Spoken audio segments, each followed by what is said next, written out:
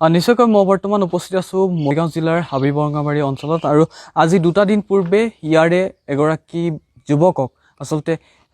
এঘৰীয়াৰ দৰে এক ব্যাধিৰ মাজত ঠেলি দিয়া হৈছিল কিয়নো তেওঁ এখন ফাৰ্ম খুলি লৈছিল আৰু সেই ফাৰ্মখনতে তেওঁ গাহৰি পালন কৰিছিল আৰু সেয়াই যেন তেওঁৰ বাবে হৈ পৰিছিল এক অপৰাধ আৰু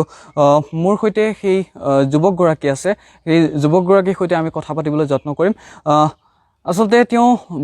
বহিৰাজ্যলৈ গৈছিল উচ্চ শিক্ষাৰ বাবে উচ্চ শিক্ষা শেষ কৰি সমাজখনৰ বাবে নিজৰ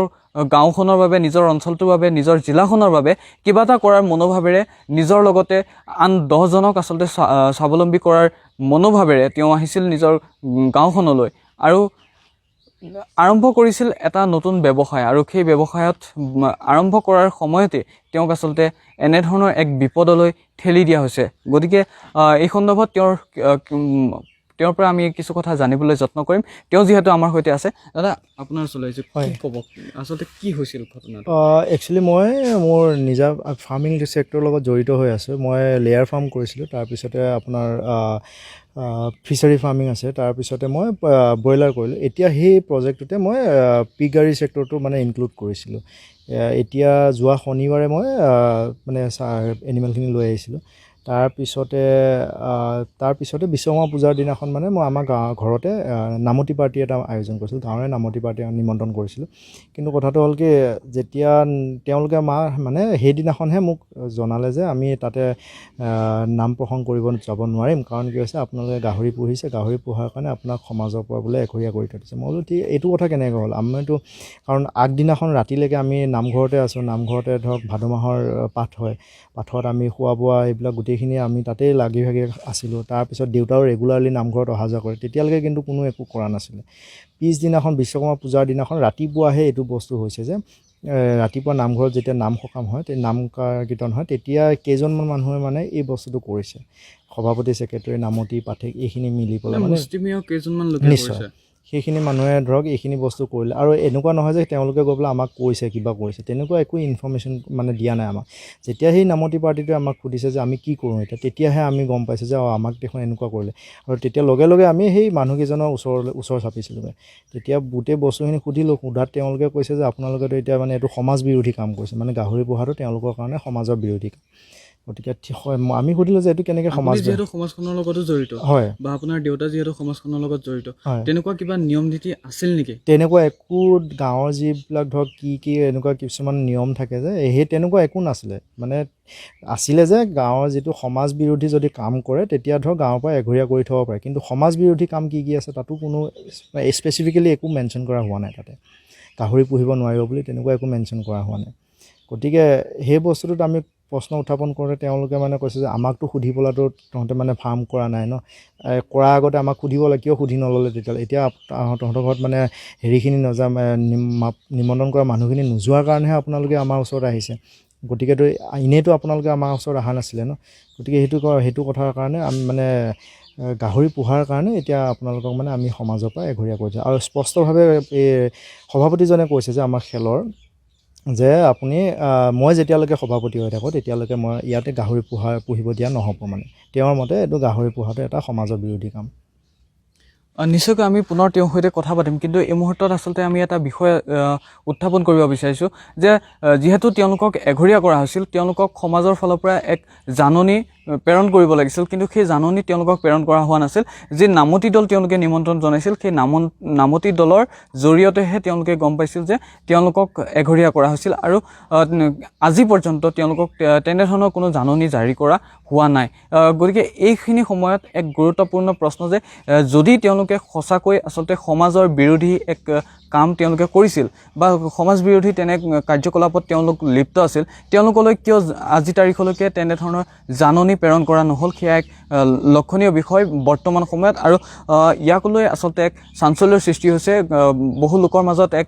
প্ৰশ্ন উত্থাপন হৈছে যে তেওঁলোকৰ এই যি জাননী এই জাননীখন তেওঁলোকক কিয় প্ৰেৰণ কৰা নহ'ল আৰু কিছুমান বিষয় আছে আমি তেওঁৰ পৰা জানিবলৈ যত্ন কৰিম দাদা আপুনি যিহেতু এই ফাৰ্মখন আৰম্ভ কৰিছিল আপুনি বহিৰাজ্যত শিক্ষা গ্ৰহণ কৰিলে ইয়ালৈ গুচি আহিল ইয়ালৈ গুচি অহাৰ পিছত আপুনি ফাৰ্মখন আৰম্ভণি কৰোঁতে আপোনাক যিহেতু যথেষ্ট পৰিমাণৰ মূলধনৰ প্ৰয়োজন হৈছিল আপুনি বেংকৰ পৰা হওক বা অন্যান্য যিসমূহ আমাৰ উৎস আছে তাৰ পৰা আপুনি ঋণ গ্ৰহণ কৰিছে হয় মই নিশ্চয়ভাৱে মই ঋণ পৰিশোধৰ ক্ষেত্ৰত আপোনাৰ যথেষ্ট অসুবিধাৰ সন্মুখীন হৈছে সেইটো নিশ্চয়ভাৱে মই মোৰ জমা পুঁজিও আছিলে তাৰ বাহিৰেও মই বেংকৰ পৰা লোন লোৱা হৈছিলে পাৰ্চনেল লোন লোৱা হৈছিলে লোন লৈ পেলাই মই কামখিনি ষ্টাৰ্ট কৰিছিলোঁ কিন্তু এতিয়া ধৰক EMI-টো পে'মেণ্ট কৰিবৰ কাৰণে এতিয়া মান্থলি মোৰ অসুবিধা হ'ব এনেকুৱা যদি কাৰণ প্ৰতিটো বস্তু এটা প্লেনিং থাকে যে প্লেনিঙৰ মতেতো মই এতিয়া কৰিব পৰা নাই বস্তুখিনি গতিকে এতিয়া অসুবিধাটো হ'বই মানে অসুবিধাৰ সন্মুখীন হ'ব লাগিব মই এতিয়া ইয়াৰ কাৰণে যিহেতু আপুনি এনেধৰণৰ এক বিপদৰ মাজলৈ আপোনাক ঠেলি দিয়া হ'ল গতিকে এই মুহূৰ্তত আপুনি অন্যান্য কাৰোবাৰ সৈতে যোগাযোগ কৰিছে নেকি এতিয়ালৈকে মই তেনেকুৱা বিশেষ একো কৰা নাই কাৰণ কি হৈছে ধৰক গাঁৱত থাকোঁ যেতিয়া মই চবৰে কিছুমান এৰা ধৰাৰ মাজে চলিব লাগে ময়ো সেইটো কাৰণে চাওঁ কি কৰে মই তেওঁলোকে কিবা ব্যৱস্থা কৰে নে নকৰে নকৰিলে তেতিয়া মই আইনীগতভাৱে যিখিনি কৰিব লাগে মই গোটেইখিনি কৰিম এই যে আপোনালোকক আচলতে এঘৰীয়া কৰা হ'ল ইয়াৰ ক্ষেত্ৰত কোনো শিথিলতা বা তেনেধৰণৰ কিবা তেওঁলোকে আপোনালোকক জনাইছে নেকি একো কৰা নাই এতিয়ালৈকে আমাক একোৱেই জনোৱা নাই এই বিষয়ত গতিকে অন্যান্য তেনেকুৱা জিলাখনত বহু গাহৰি পালক আছে বা অন্যান্য তেনেধৰণৰ জীৱ জন্তু পালক বহুত আছে তেওঁলোকৰ সৈতে আপোনাৰ যোগাযোগ হৈছে নিশ্চয় যোগাযোগ হৈছে তেওঁলোকৰ সৈতে তেওঁলোকে কি কৈছে আপোনাক তেওঁলোকে মানে সম্পূৰ্ণভাৱে মোক সহযোগ কৰিছে যে আপুনি চিন্তা কৰিব নালাগে ইয়াৰ কাৰণে যি কৰিব লগা থাকে যি আইনী ব্যৱস্থা ল'ব থাকে গোটেইখিনিত আমি সহযোগ কৰিম এই মুহূৰ্তত আপোনাৰ আহ্বান কি হ'ব হয় মোৰ লগত যিখিনি কৰিছে যাতে বেলেগৰ লগতো সেইখিনি নকৰে কাৰণ কি হৈছে সকলোৱে কিবা এটা কৰিম বুলি আগবাঢ়ি আহে গতিকে সেইখিনিত যাতে বাধা দিব নালাগে কাৰণ এইটো গাহৰি পোহাটো কোনো মানে বেয়া কাম নহয় তো মানে যিহেতু বস্তুটো বজাৰত ইমান ডিমাণ্ড আছে সেইটো কাৰণে মানুহে কৰিব বিচাৰিছে কাৰণ আৰু ইমান এতিয়া মই স্বাৱলম্বী হোৱাৰ লগতে মোৰ লগত আৰু 4জন মানুহে কাম কৰি আছে অলৰেডি তাহাঁতি মোৰ ফাৰ্মতে গতিকে তেওঁলোক আৰু 4খন ঘৰতো চলি আছে মোৰ লগতে এইখিনি সময়ত আচলতে এটা প্ৰশ্ন আপোনাক উত্থাপন কৰিব বিচাৰিছোঁ যে আপুনি যিহেতু বহিৰাজ্যত শিক্ষা গ্ৰহণ কৰিছিল তাৰপাছত আপুনি উভতি আহিল এটা কিবা এটা কৰাৰ মনোভাৱেৰে কিন্তু বহু সময়ত দেখিবলৈ পোৱা যায় যে আমাৰ অসমৰ যুৱকসকল বহিৰাজ্যলৈ ঢাপলি মেলে এটা কৰ্ম সংস্থাপনৰ বাবে এনেধৰণৰ কিছুমান ব্যাধিৰ বাবে আচলতে তেওঁলোক ঢাপলি মেলে নেকি নিশ্চয় এতিয়া আজি সেই বস্তুটো আজি মোৰ অনুভৱ হৈছে মানে মই এতিয়া চিন্তা কৰিছোঁ যে মই কিয় গুচি আহিলোঁ যদি মই তাতে থাকিলোঁ হয় ইমান ভাল চাকৰি বা ভাল দৰমহা পাই থকা তাতে চাকৰি কৰি আছিলোঁ গতিকে ইমানখিনি সুবিধা পাই থকাৰ পিছতো মই আকৌ ইয়াত আহি ঘূৰি আহিছিলোঁ কিয় মানে কিবা এটা কৰিবলৈ যাতে মই নিজে সংস্থাপিত হোৱাৰ লগতে আৰু 2জন লোকক মই সংস্থাপন দিব পাৰোঁ সেইটো চিন্তা কৰিয়ে মই ইয়ালৈকে আহিছিলোঁ কিন্তু এতিয়া যেতিয়া এনেকুৱা অৱস্থা হৈছে এই অৱস্থাটোত মানে মন গৈছে যে মই ঘূৰি নহা হৈ ভাল আছিলে গতিকে মই অনুৰোধ কৰিম যে এনেকুৱা যাতে বেলেগৰ লগত নহয় আৰু কাৰো লগতে নহয় বস্তুটো এতিয়া সমাজৰ সময়ৰ লগত সকলোৰে মনোভাৱবিলাক অকণমান সলনি কৰিব হৈছে এতিয়া গতিকে ইতিমধ্যে আমি তেওঁৰ সৈতে কথা পাতিছোঁ আৰু তেওঁৰ যিসমূহ মনৰ ভাৱ তেওঁ ইতিমধ্যে প্ৰকাশ কৰিছে আৰু তেওঁ ইতিমধ্যে উল্লেখ কৰিছে যে এনেধৰণৰ যাতে দ্বিতীয়টো ঘটনা এনেধৰণৰ সংঘটিত নহয় তাৰ বাবে তেওঁ আহ্বান জনাইছে গতিকে পৰৱৰ্তী সময়ত সেয়া এক লক্ষণীয় বিষয় হ'ব যে এনেধৰণৰ যিসমূহ ব্যৱস্থা এই ব্যৱস্থাৰ ক্ষেত্ৰত আচলতে চৰকাৰ বা প্ৰশাসনেও এক দৃষ্টি দিয়া নিশ্চয় দৰকাৰ আছে গতিকে চৰকাৰ বা প্ৰশাসনে এই ক্ষেত্ৰত কেনেধৰণৰ ব্যৱস্থা গ্ৰহণ কৰিব সেয়াও এক লক্ষণীয় বিষয় হৈ পৰিব আৰু সমাজখনে এনেধৰণৰ যিসমূহ কাৰ্যকলাপ হওক বা এনেধৰণৰ যিসমূহ বিষয় এই বিষয়সমূহৰ ক্ষেত্ৰত কেনেধৰণৰ ব্যৱস্থা গ্ৰহণ কৰে সেয়াও হ'ব এক লক্ষণীয় বিষয়